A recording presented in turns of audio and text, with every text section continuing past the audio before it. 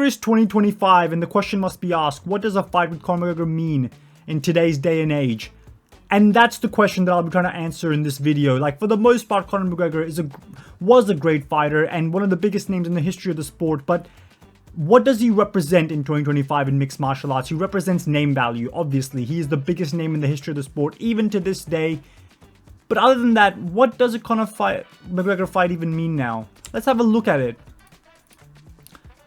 Can Conor McGregor add more to his legacy nowadays? That's an important question because for the most part, we can see Conor McGregor as somewhat of a anomaly. Like, no matter how many times he loses, he will always be able to command a top-ranking opponent to his name. He can always fight for the title just because he's Conor McGregor. He can always just get that benefit of the doubt, that Dana White privilege, some would say, to just fight anyone that he wants. So nowadays, if Conor McGregor wants to come back and fight someone of a high ranking like Charles Oliveira and Leon Edwards, the answer is simply yes. He can add more to his legacy. He can add a big name, a big win to his legacy, but for the most part, the run that made Conor McGregor special at this point of the game is over. It's over. It ended with Dustin Poirier breaking his leg. It ended with him getting knocked out. It ended with Khabib submitting him. It ended with the big hiatuses that he was taking. It ended with the fact that he was fighting Cowboy Donald Cerrone on his return fight in welterweight and not lightweight. That's what it means for Conor McGregor's legacy. And now, when we look at it, can we seriously say that Conor McGregor would beat any of the top guys? Does anyone think Charles Oliveira would lose to Conor McGregor? I know a lot of people have been saying, well, that's the guy to fight. That's stylistically the guy that I think is the best chance against.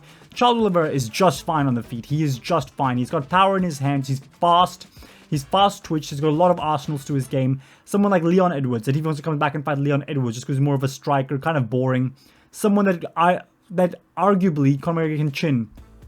Let's be honest here, Leon Edwards would absolutely pummel Conor McGregor into obliviation. That's what he would do. So can he actually add more to his legacy outside the fact, oh well, if he gets some wins? No.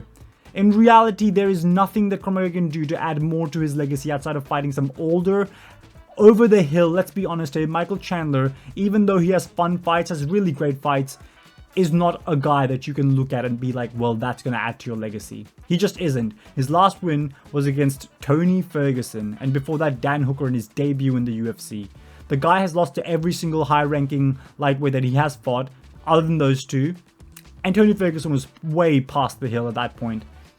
Like, can we honestly say that that fight means anything outside the fact that, you know, it's going to make money? Now, that we know, like, for the most part, Conor McGregor can't add more to his legacy, even though the fact on Twitter, he keeps moving up his own all-time great ranking, despite the fact he's only lost in recent times and only not fought in the last almost 4 years. Does beating McGregor mean anything? If someone was to beat him, does that mean anything? For the most part, for your legacy, no. Let's be honest here, like, what is the difference between a Conor McGregor win? And I'm not going to say Tony Ferguson. Listen, he will never be as bad as Tony Ferguson. Let's just say Nate Diaz. What is the difference between those guys? Both of them, for the most part, have lost their last few fights against only top-level guys, but they haven't encountered or come across a win in such a long time. I know that Nate Diaz beat Tony Ferguson, but Tony Ferguson means absolutely penis nowadays. He is the embodiment of a penis-shaped dildo stuck up someone's ass. Like, let's be honest here. Tony Ferguson is done. He was washed when we saw him fight. He's washed now.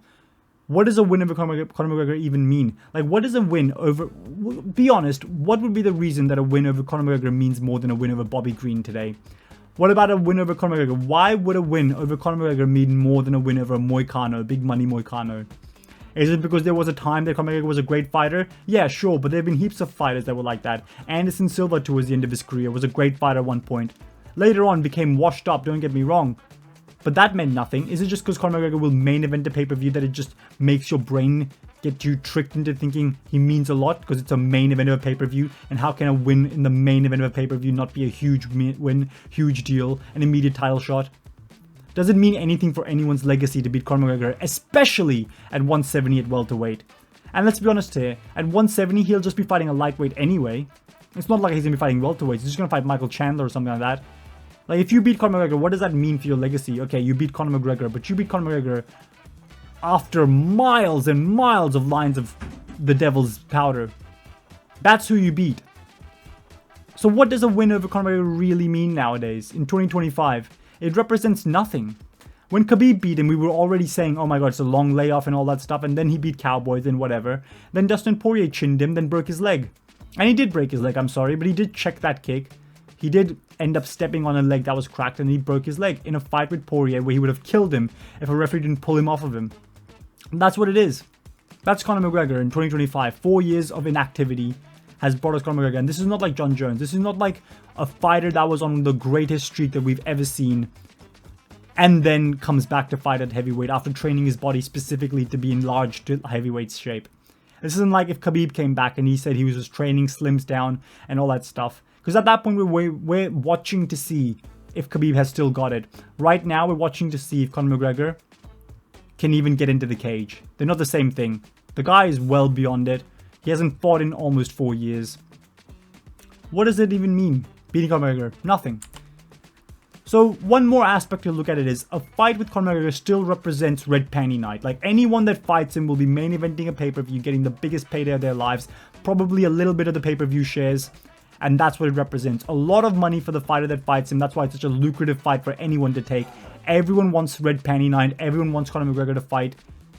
Everyone wants him. But that does not make him a great fighter by default just because he represents a lot of money for the opponent that he's fighting. We understand that he's the biggest name in the game, but we also understand that Ronda Rousey is not the greatest fighter of all time or the greatest women's fighter of all time just because she's the biggest name the women's MMA has ever seen.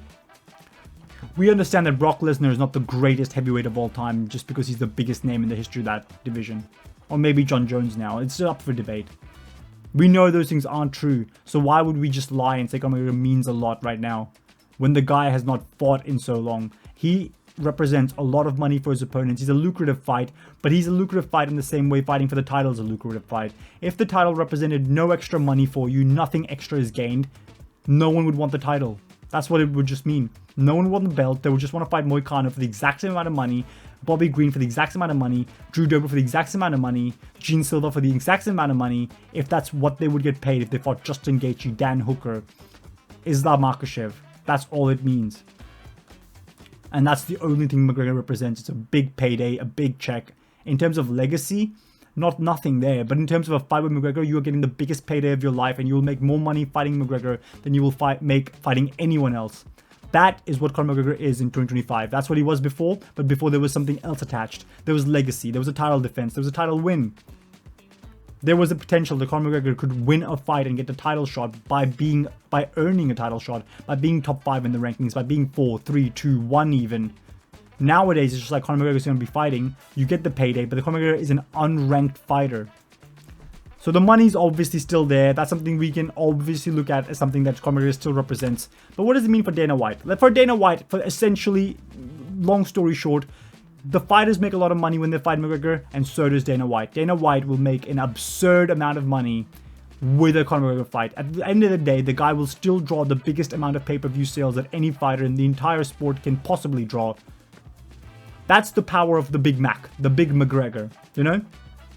He will command the most amount of money that any fighter in the sport will command for Dana White's pocket just so he can gamble it away or give it in a little plastic bag to the Nelk boys. We get it. The money is great when Conor McGregor fights. It will always be great. Even now, if he loses, comes back, and he fights again, he'll main event a pay-per-view. He'll make big bucks. Dana White will be very, very happy with the fact that he's making a lot of money. But that's what it is. Our brains are just so conditioned to be like, oh my god, it's McGregor. Let's see what he's going to say in the press conference. And all of a sudden, we're paying money to watch Conor McGregor fight. And listen, it'll be fun. Don't get me wrong. But in an unimpressive fight for the most part, like we're going to be seeing a guy that wouldn't main event a pay-per-view fight Conor McGregor. Like a guy in Conor McGregor's position right now probably is on the main card of a pay-per-view, maybe opening up the card. At best at the feature fight position, not even the co-main event. But just because he's Conor McGregor, now Dana White will make more money. And that's what it means in 2025. Conor McGregor is a big cash cow for the fighters and for Dana White. But finally, what does he mean for the fans? Well, for the fans, for the most part, it will be a fun press conference for the fans. Not only will it be a fun press conference, not only will it be extremely fun for the fans to watch the press conference, it'll also be kind of fun when he comes back to baby, can't you see? Sometimes your words, they hypnotize me. It'll be fun when he walks out. It'll be fun when he looks like he's on cocaine. His nostrils all flared up. In the press conference, he's saying stuff, mumbling over his own words, doesn't know what he's saying.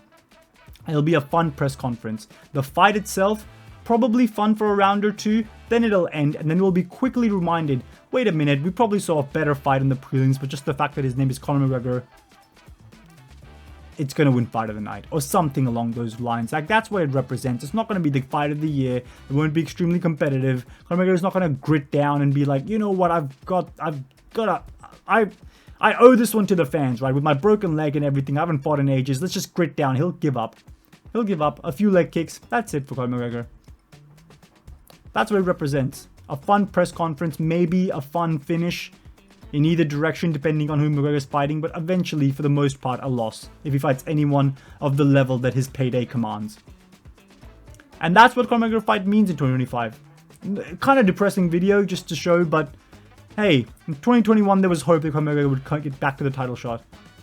And just slowly but surely, it's just withered away with the continuous abuse of, let's be honest here, substances and inactivity and false promises and fake call-outs and fake fight dates and fake pay-per-view main events and fake ticket sales that they've sold just based on the fact that Conor might be fighting.